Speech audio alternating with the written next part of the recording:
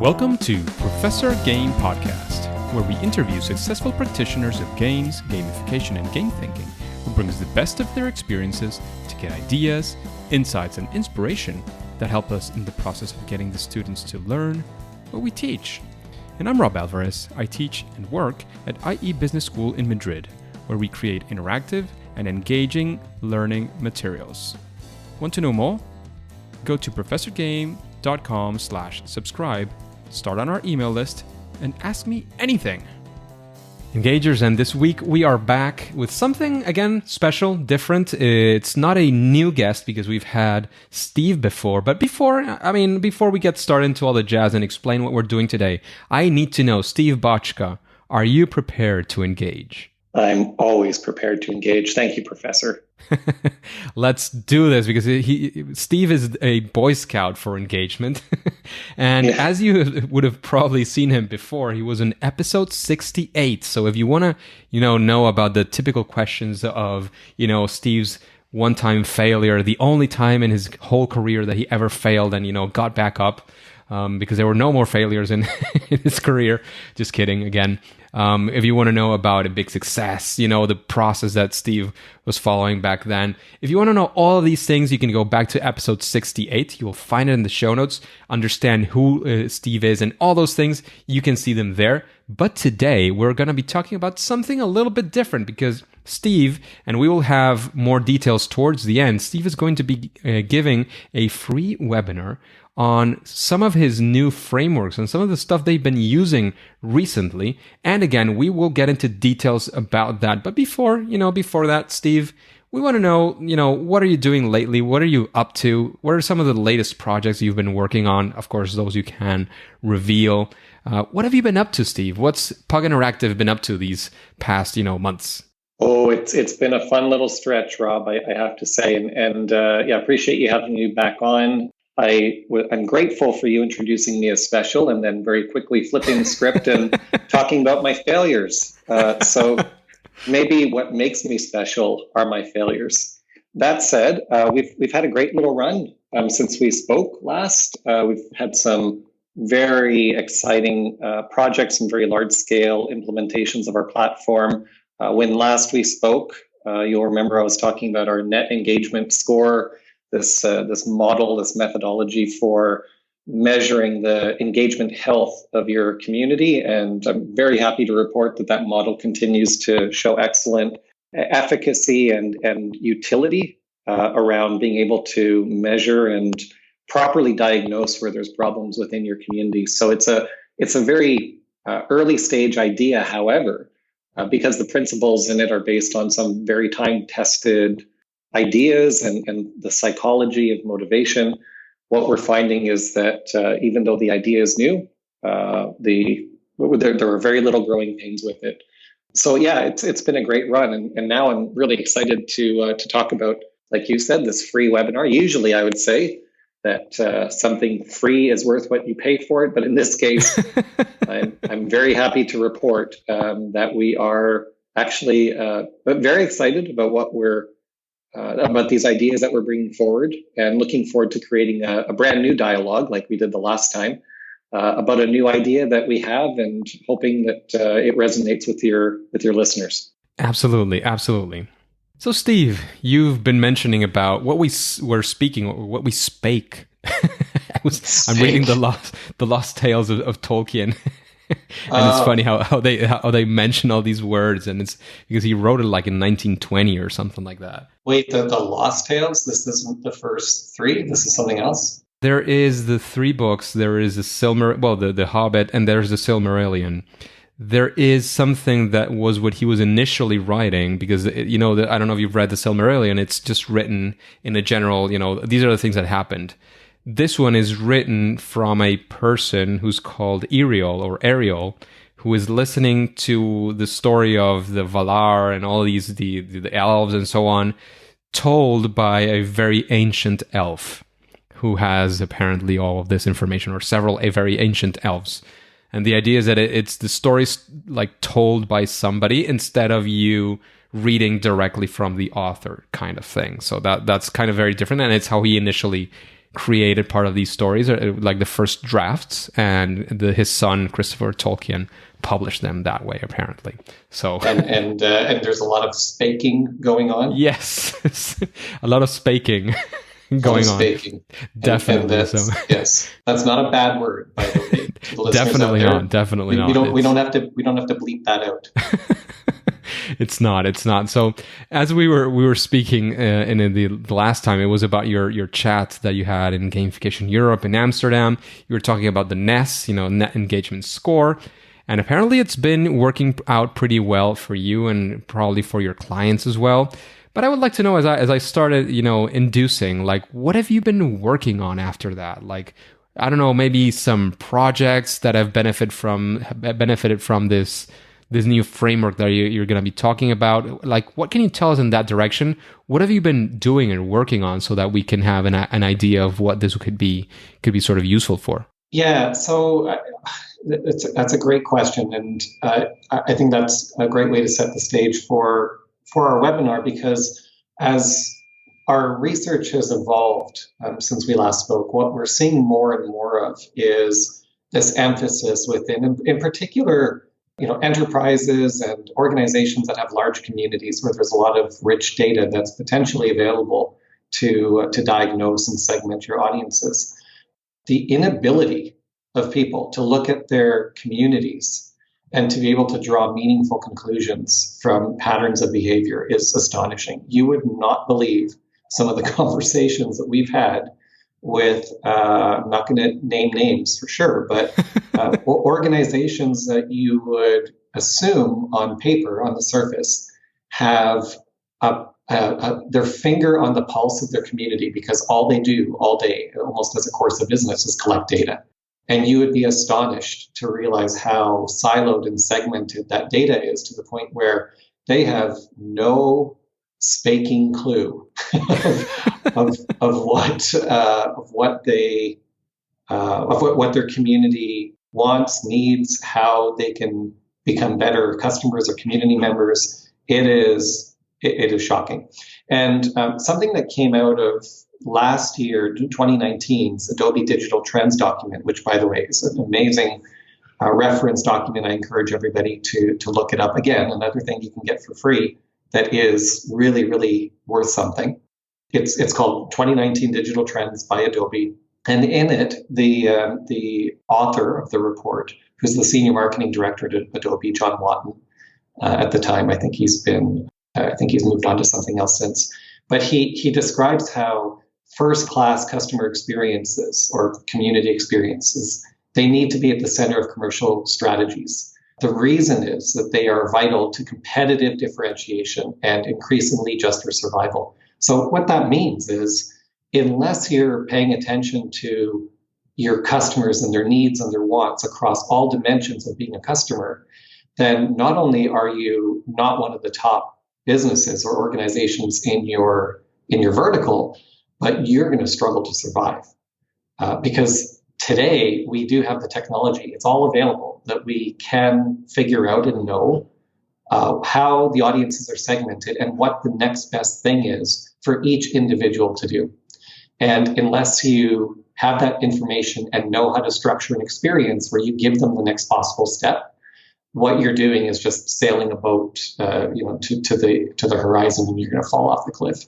Everybody else is going to leave you in the dust. So these are exciting times if you can grasp that idea. And that's most of what we're going to be talking about in the webinar, is just how that notion of customer-centric interaction and the relationship between the customer and the brand, how you can foster and nurture that.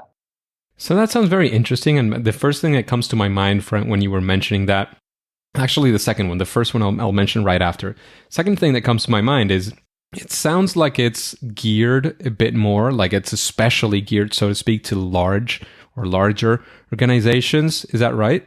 So the reason I would say yes to so the idea of it is universally applicable. So anyone that comes to the webinar will get something out of it. However, where the particular value kicks in is where you have large-scale audiences that are generating a lot of data, because the more data you have, the more confident you can be around the Exactly. segments that you create and around the way that the data can tell the story is much more robust. Yeah, exactly. That's part of what I was getting at. I mean, if you don't have a large amount of data, you can't. I mean, even calling it big data wouldn't make much sense. And of course, the conclusions that you can draw out of it are completely different. It's more sort of statistical than you could gather from something like a large organization with a large community and so on. So I think there is a first sort of clue of what it's going to look like. And the first thing that did come to my mind when you were mentioning that is about free. And I completely agree that in the end, you get what you pay for, but there's many ways of paying for things.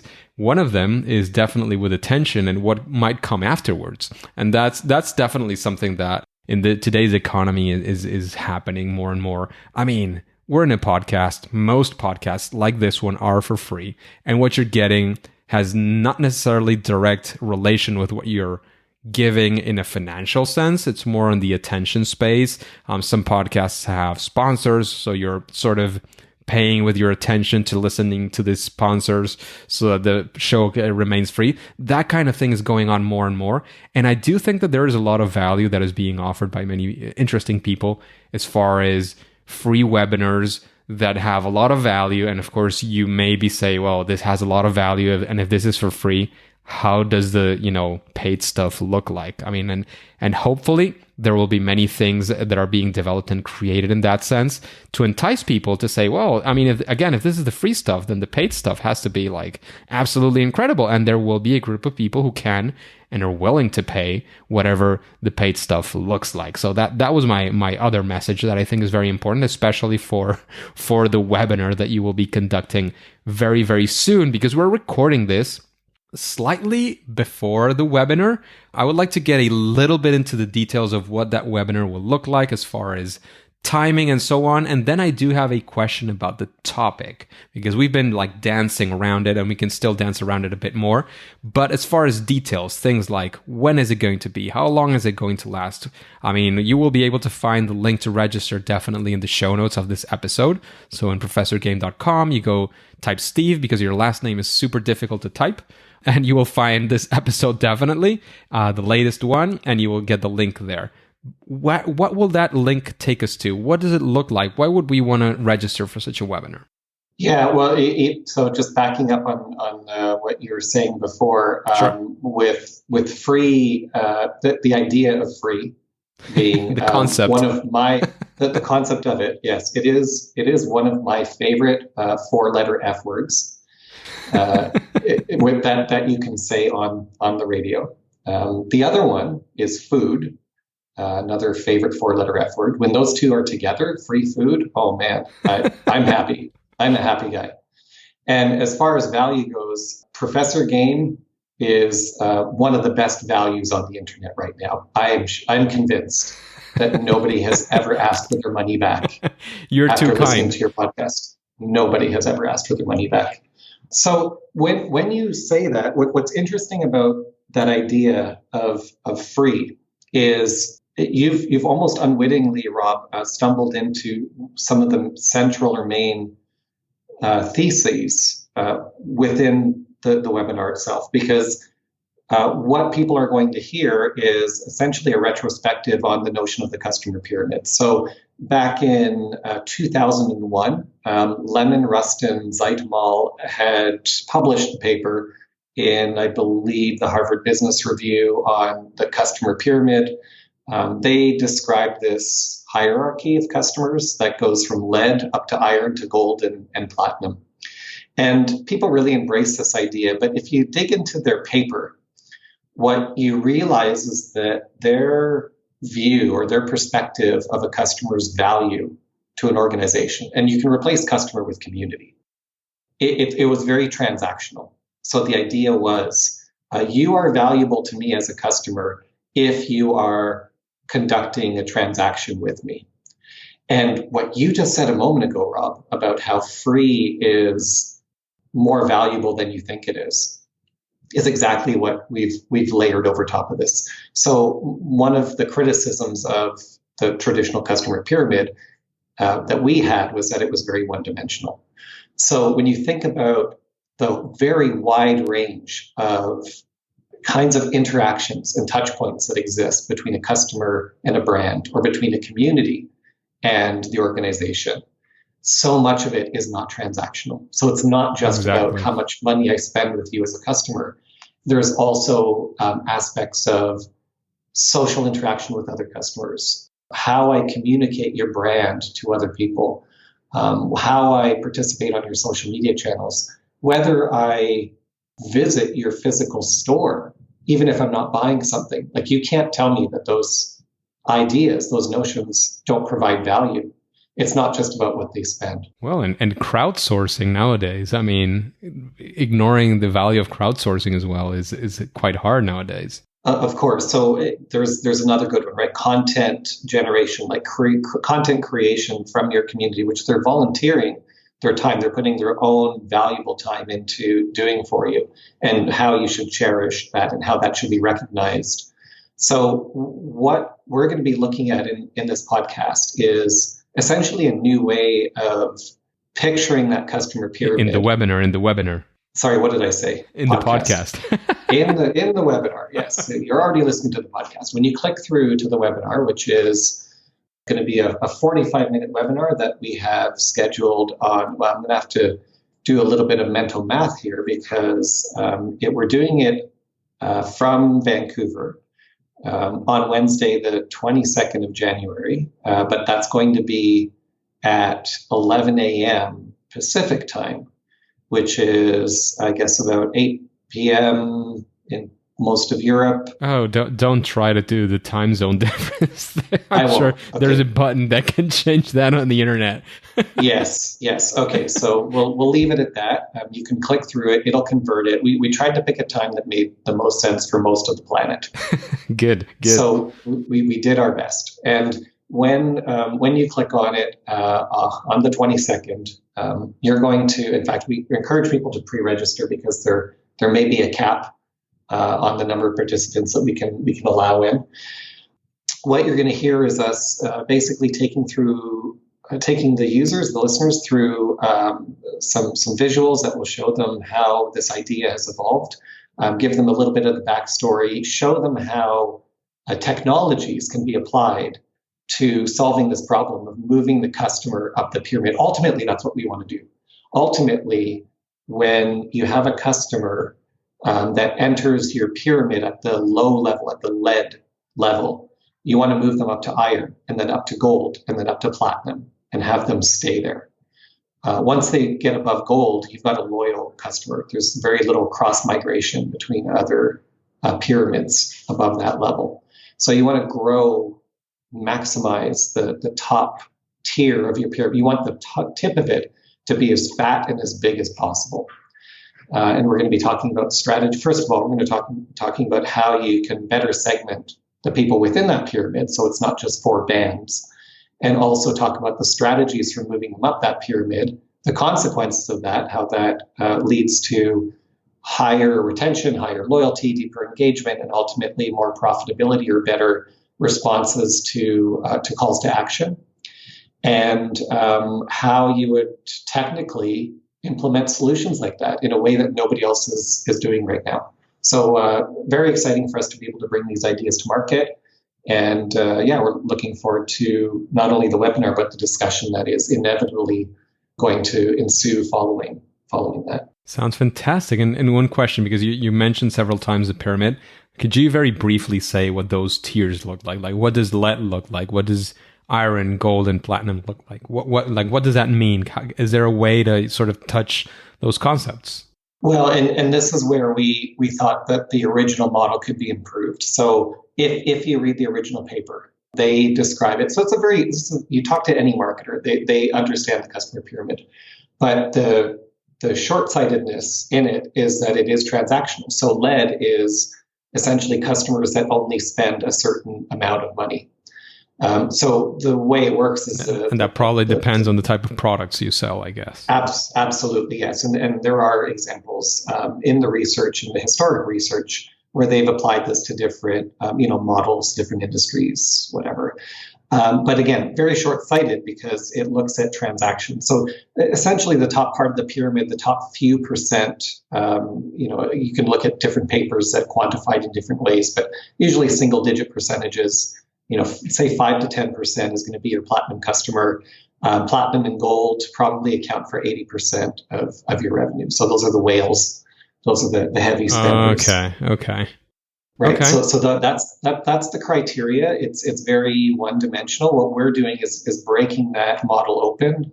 We're applying basically layering on additional criteria, looking at how you can create segments within that, and then looking at how, at the time, that was 20 years ago when they came out with this model, the technology wasn't available. I don't even blame them for looking at the world this way. Thusly, I spake.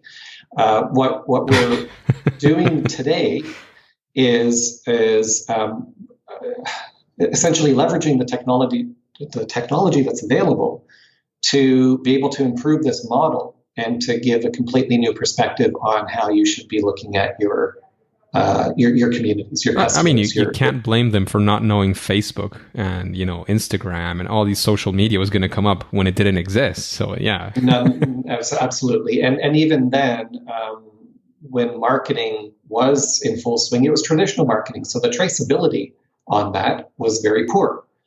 So what else could you do but say it's all about how much money you spend, and that's how we're going to group you. So we're going to look at that in a completely different way. We're going to show you why it's important, more important now than it's ever been before, and how technology, as strange as it sounds, having a technology company and having a background in video games, usually I look at technology as the last resort for solving problems. And yet in this case, it's really the only way that you can do this and do it properly. It's exciting what you can do.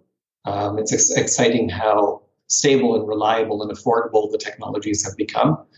And we'll talk a bit about that in the session as well. Absolutely. And many things have changed since then. There's so much that, has happened since then that I'm sure there's many things sort of, as you mentioned at some point, to crack open and see what that looks like and incorporate new things. I mean, in marketing, as you said, that there were many things that were in the traceability not even available.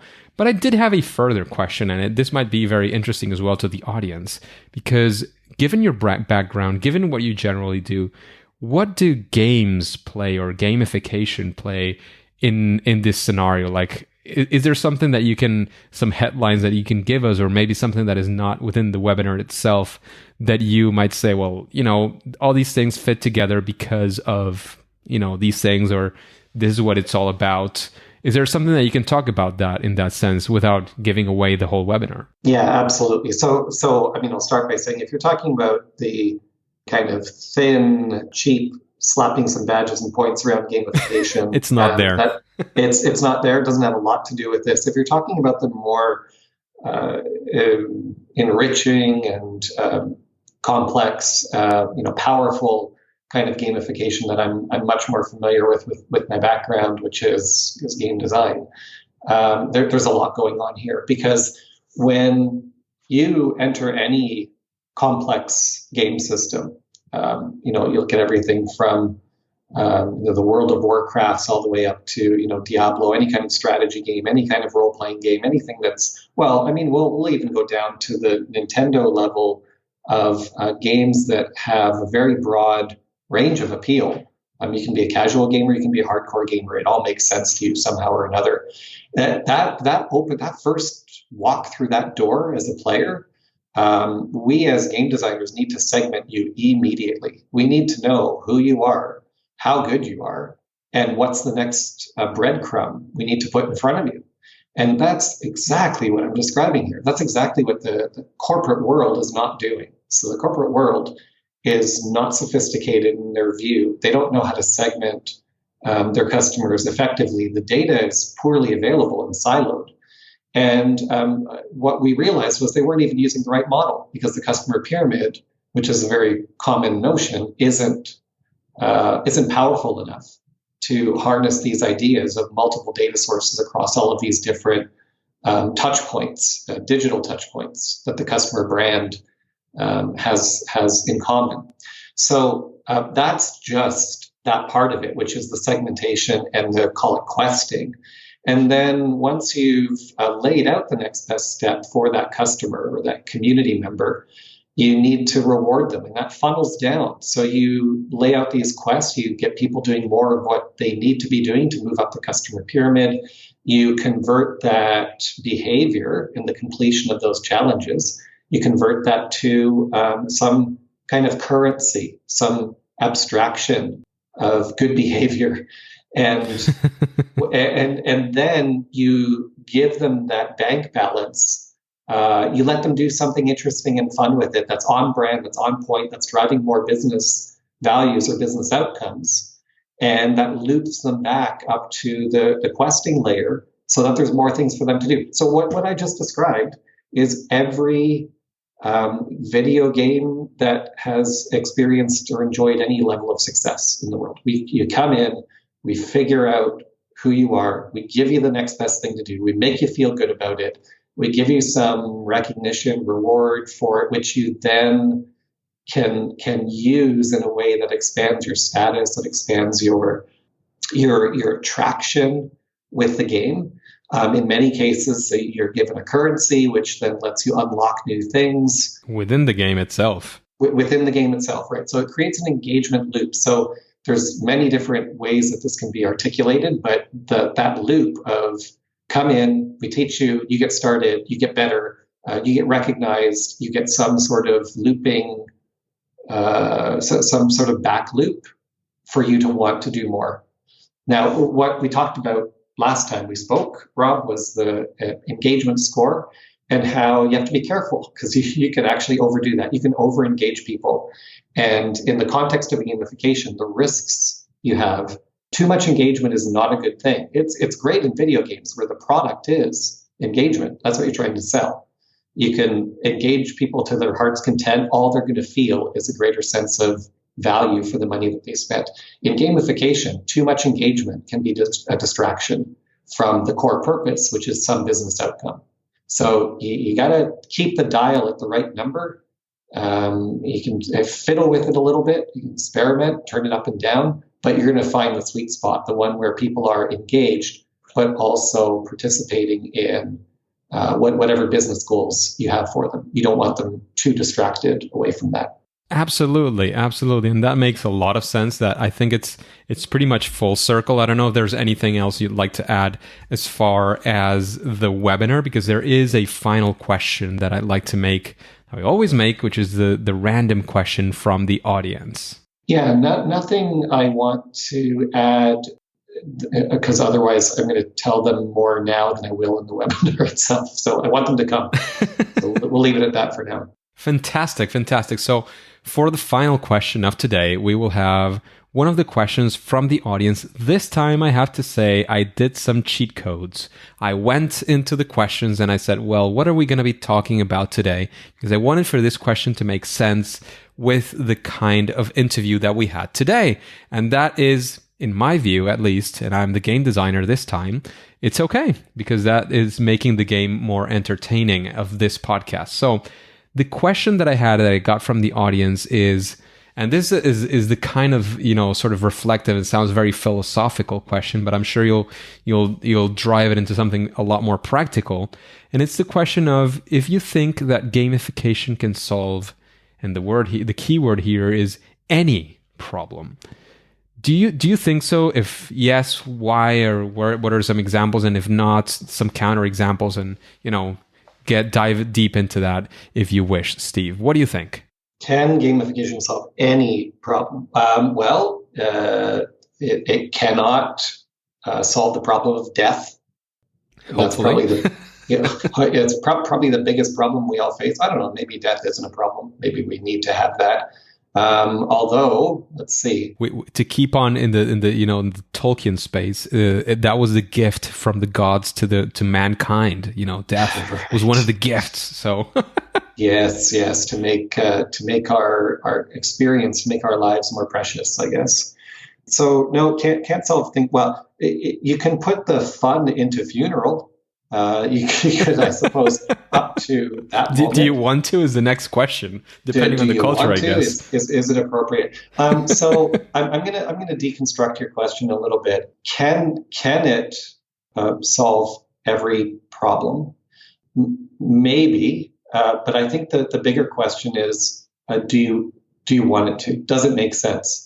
Like, is it possible for you to use the mechanic of gamification to break down a problem and to motivate or to stimulate or to encourage somebody to appropriately and sensibly take the next step towards solving that problem?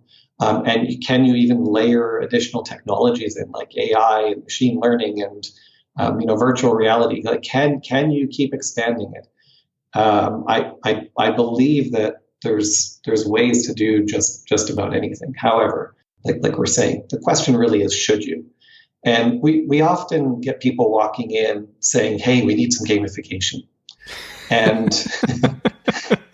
to me, it feels like a big checkbox that they need to put a pen into. But I always respond to that with, what are you trying to do? Like, does it even make sense? Like, are you the kind of organization that would benefit from this? And does your community want it? Like, is it just because we can do something doesn't mean that we should? And to look at it that way, to look at, as I said before, technology isn't my first choice for solving problems. Sometimes there's a cleaner, simpler way, and that goes equally for gamification. Sometimes if you want to make something fun, you don't even need technology to do it. You can just change the tone. You can just add a bit of humor. It's not always necessary. So yeah, that's, without getting too philosophical, I love conversations like that, but this could easily stretch into a few hours, which neither of us probably has right now. Fantastic. Thank you very much for coming today. We're happy to have you here. Hopefully many of the engagers are going to join you in that fantastic webinar. I think for me, it's kind of feasible. I'll check the calendar as well to make sure I can be there. Hopefully I will be. I will be making you the tough questions during the webinar if I'm there. So you'll be able to identify that user is like 123797. That user is going to be me making the hard questions.